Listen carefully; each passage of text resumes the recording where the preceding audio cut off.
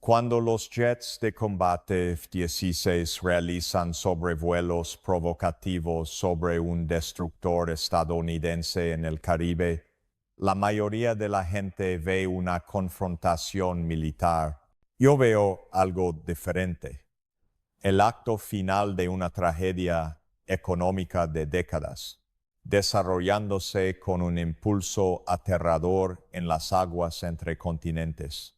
Déjenme llevarlos a través de lo que realmente está sucediendo aquí, porque los encuentros aéreos que hemos presenciado en los últimos meses, jets venezolanos acosando al USS Jason Dunham, la llegada del grupo de ataque del portaaviones USS Gerald R. Ford, las movilizaciones militares coordinadas, estos son síntomas, no causas.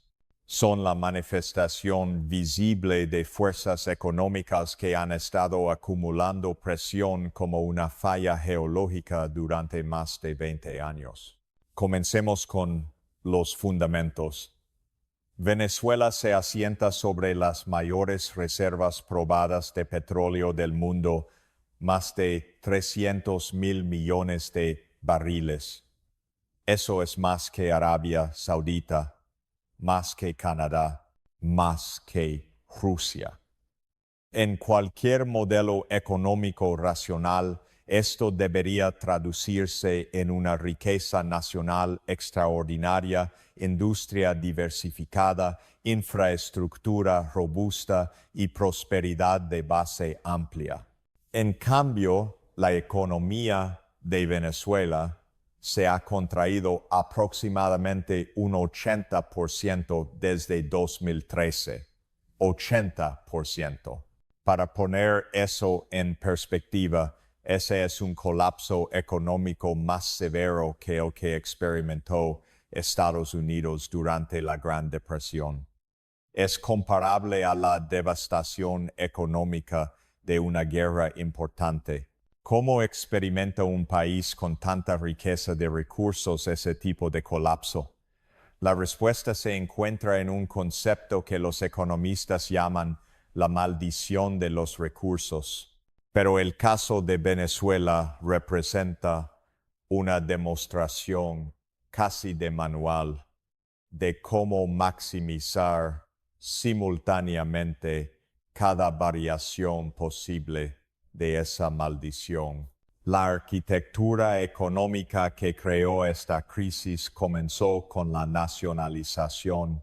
Cuando PDVSA, la compañía petrolera estatal, fue completamente nacionalizada y luego progresivamente vaciada a través de nombramientos políticos, corrupción y falta de inversión, pusiste en marcha un declive inevitable en la capacidad de producción.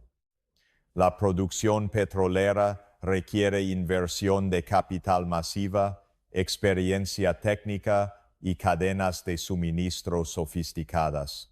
Cuando despides ingenieros experimentados y los reemplazas con leales políticos, cuando desvías los ingresos del petróleo a programas sociales y aventuras de política exterior en lugar de reinvertir en infraestructura, cuando aplazas el mantenimiento y el reemplazo de equipos envejecidos, el declive de la producción se vuelve matemático. Y eso es exactamente lo que sucedió. La producción petrolera venezolana alcanzó su punto máximo en alrededor de 3.5 millones de barriles por día a finales de los años 90. Para 2020 había caído por debajo de 500,000 barriles por día. Las estimaciones actuales la sitúan en alrededor de 900,000 barriles por día a principios de 2025, pero eso sigue siendo un declive del 74% desde la producción máxima. Esto no es solo una falla operativa, es una destrucción de la capacidad productiva nacional a una escala raramente vista fuera de la guerra real. Ahora superpongamos las sanciones. El régimen de sanciones de Estados Unidos dirigido a Venezuela ha evolucionado a través de múltiples administraciones, pero alcanzó su máxima intensidad bajo la administración Trump en 2019 y ha sido reimpuesto con fuerza renovada en 2025. Estas no son solo medidas simbólicas. Cuando congelas activos de PDVSA en el extranjero, prohíbes la exportación de diluyentes necesarios para procesar el crudo pesado de Venezuela, restringes el acceso a los sistemas financieros de Estados Unidos e impones sanciones secundarias, amenazando a cualquiera que haga negocios con petróleo venezolano. No solo estás castigando al régimen, estás atacando el motor económico fundamental del país.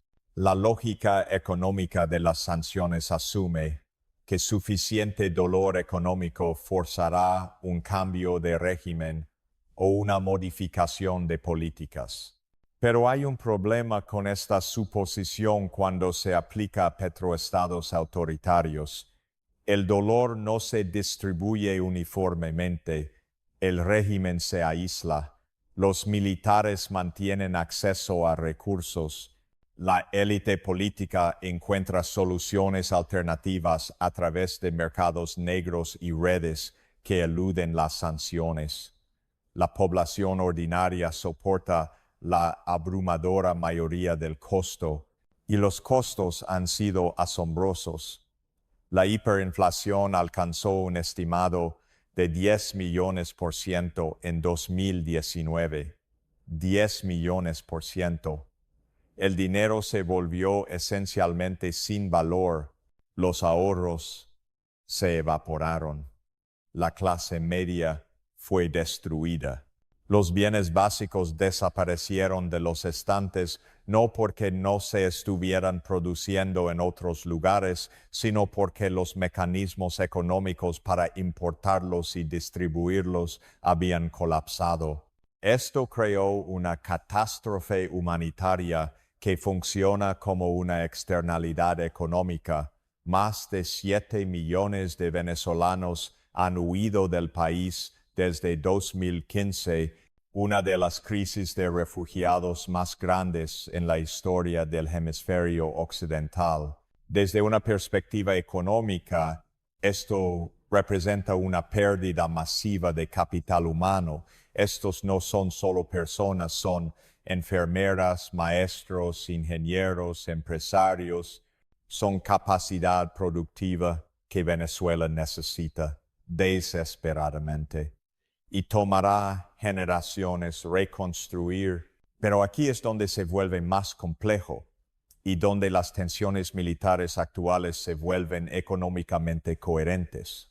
Cuando la administración Trump permitió que la licencia de Chevron para operar en Venezuela expirara en 2025, ordenándoles cerrar operaciones para mayo, eliminaron uno de los últimos puentes entre el sector petrolero de Venezuela y los mercados occidentales. Chevron había estado produciendo alrededor de 200,000 barriles por día en Venezuela, una porción sustancial de la producción actual. Esa producción operaba bajo supervisión de Estados Unidos, generaba algunos ingresos fiscales para Venezuela y mantenía experiencia técnica en el país. Elimina eso. Y Venezuela enfrenta una elección: aceptar el colapso económico completo o encontrar socios alternativos. Han elegido lo último, que es por qué estamos viendo la realineación geopolítica que hace esos encuentros aéreos tan significativos. La relación económica que Venezuela está construyendo con Rusia, China e Irán no se trata solo de hardware militar o solidaridad política. Se trata de reconstruir un ecosistema económico completo fuera de las redes financieras y comerciales occidentales. Rusia ratificó un acuerdo de asociación estratégica con Venezuela en octubre de 2025, cubriendo hidrocarburos, cooperación militar y seguridad durante los próximos 10 años. El comercio entre Rusia y Venezuela aumentó 64% en 2024. Estos no son gestos diplomáticos abstractos, representan los flujos materiales de actividad económica real. China se ha convertido en el mayor acreedor de Venezuela, manteniendo una deuda venezolana estimada en $60,000 millones, principalmente asegurada contra entregas futuras de petróleo.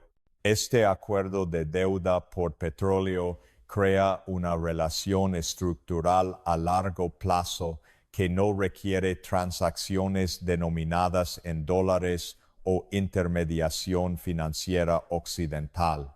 El petróleo venezolano fluye a China, los bienes manufacturados chinos y la inversión fluyen a Venezuela y toda la transacción evita el sistema financiero de Estados Unidos.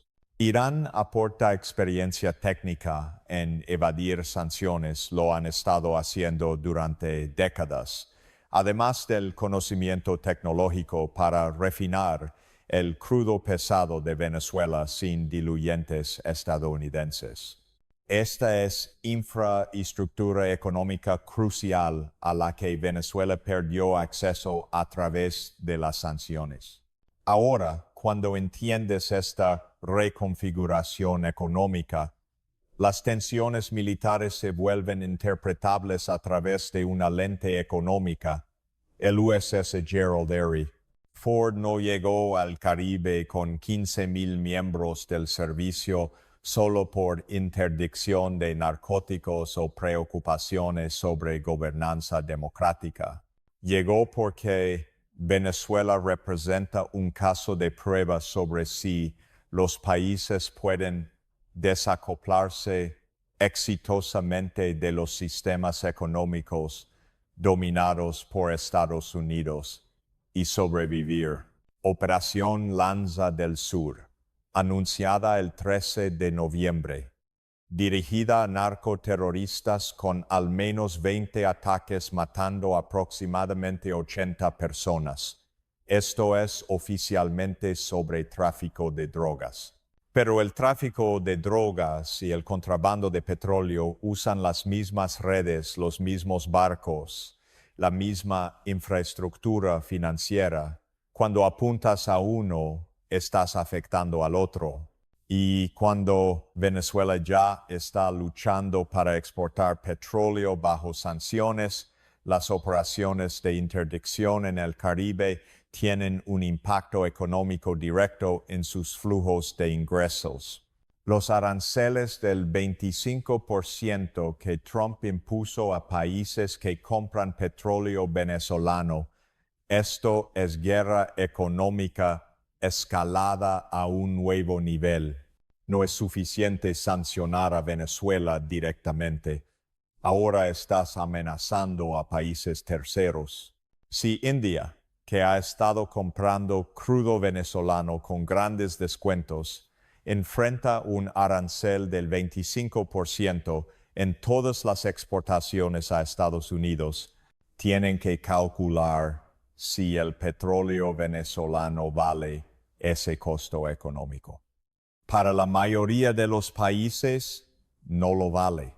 Esto fuerza a Venezuela a ofrecer descuentos aún más pronunciados, reduciendo sus ingresos por barril, lo que restringe aún más sus opciones económicas. Y aquí está el círculo vicioso. Ingresos reducidos significan inversión reducida en capacidad de producción, lo que significa más declives de producción, lo que significa que necesitan vender petróleo a descuentos aún más pronunciados para encontrar compradores dispuestos a asumir el riesgo de sanciones. lo que reduce aún más los ingresos. Es una espiral mortal para un petroestado. Pero, y esto es crítico, es una espiral mortal que el régimen venezolano cree que pueden sobrevivir si pueden mantener suficientes ingresos petroleros para mantener leales a los militares y suficiente apoyo externo para disuadir la intervención militar directa de Estados Unidos. Ese es el cálculo económico detrás de solicitar asistencia militar de Rusia, China e Irán. Maduro pidió específicamente misiles, radares defensivos, reparaciones de aeronaves, drones con alcance de 1,000 kilómetros y bloqueadores de GPS. Eso no es un paquete de proyección de fuerza ofensiva. Es un paquete de negación de acceso. La lógica económica es hacer que la intervención militar de Estados Unidos sea lo suficientemente costosa como para que se vuelva políticamente inaceptable en Washington. Porque aquí está lo que no se discute lo suficiente. La intervención militar tiene costos, y no solo en vidas. La guerra de Irak le costó a Estados Unidos un estimado de $2 billones. Afganistán, otros 2 billones. Una campaña militar en Venezuela, un país con terreno más desafiante que Irak, un ejército más capaz que Afganistán y apoyo activo de adversarios pares sería enormemente costosa. ¿Y para qué beneficio económico? Incluso si remueves exitosamente a Maduro y instalas un gobierno amigable, todavía estarías enfrentando un país con infraestructura destruida, capacidad de producción petrolera agotada, hiperinflación, una crisis de refugiados y una economía que requeriría cientos de miles de millones en inversión de reconstrucción. El plan Marshall ajustado por inflación costó alrededor de $200,000 millones para reconstruir Europa Occidental después de la Segunda Guerra Mundial. La reconstrucción de Venezuela requeriría inversión comparable o mayor. Y a diferencia de la Europa de posguerra, no hay base industrial para reiniciar, necesitaría ser construida desde cero, mientras se lidia con insurgencia activa, redes de tráfico de drogas y la inestabilidad social que proviene del colapso económico. Esta es la razón por la cual las sanciones como herramienta de política son tan seductoras para los formuladores de políticas, pero tan problemáticas en la práctica. Son más baratas que la intervención militar y más políticamente aceptables que el compromiso, pero rara vez logran sus objetivos declarados con regímenes autoritarios, mientras crean externalidades humanitarias masivas que luego generan sus propios costos, flujos de refugiados, asistencia humanitaria, inestabilidad regional. La trayectoria actual es económicamente insostenible para todas las partes. Venezuela no puede mantener funcionalidad económica mínima indefinidamente bajo las sanciones actuales, mientras la producción petrolera continúa declinando. La crisis humanitaria seguirá generando flujos de refugiados que crean costos para países vecinos y Estados Unidos. El enfrentamiento militar consume recursos. Operar un grupo de ataque de portaaviones cuesta aproximadamente 6.5 millones de dólares por día que podrían ser desplegados en otros lugares. Pero deshacer esta situación requiere que alguien pestañee primero y los incentivos económicos están todos mal.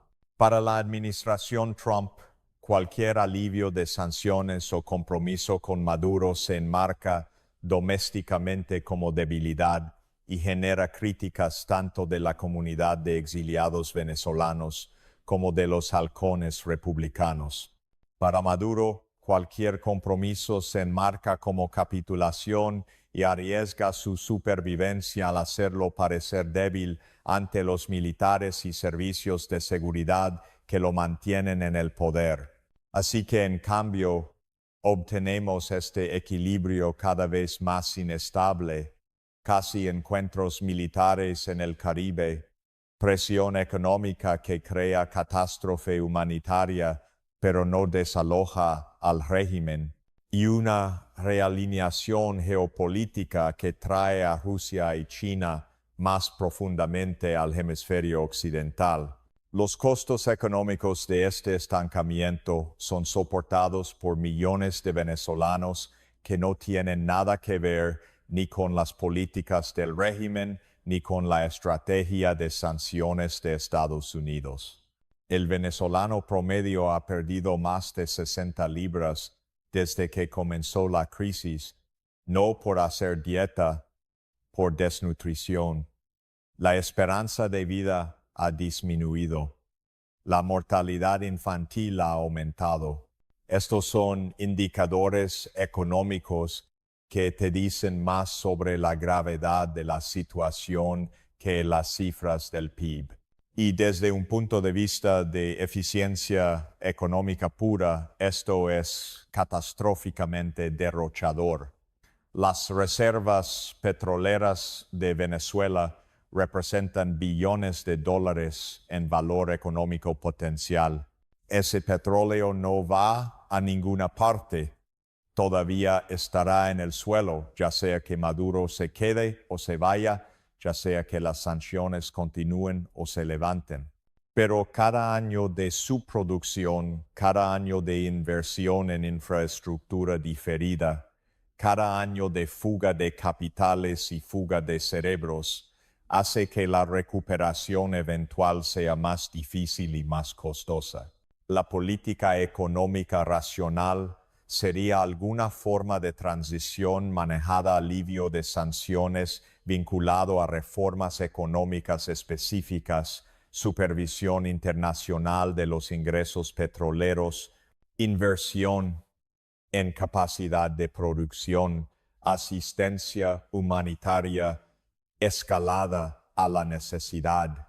Pero la política económica racional requiere confianza entre las partes, mecanismos de aplicación y espacio político para implementar medidas impopulares. Ninguna de esas existe actualmente. En cambio, lo que probablemente veremos es un deterioro continuo puntuado por incidentes militares cada vez más peligrosos. Cada sobrevuelo, cada intercepción, cada despliegue aumenta la probabilidad de mal cálculo. Un piloto comete un error, un mal funcionamiento del sistema de misiles, una escalada que ningún lado pretendió, pero ambos se sienten obligados a responder.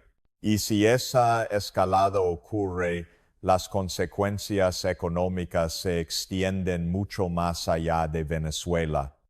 Un conflicto militar importante en el Caribe interrumpe rutas marítimas que transportan volúmenes masivos de comercio, crea volatilidad en los precios del petróleo, aunque la producción venezolana está disminuida.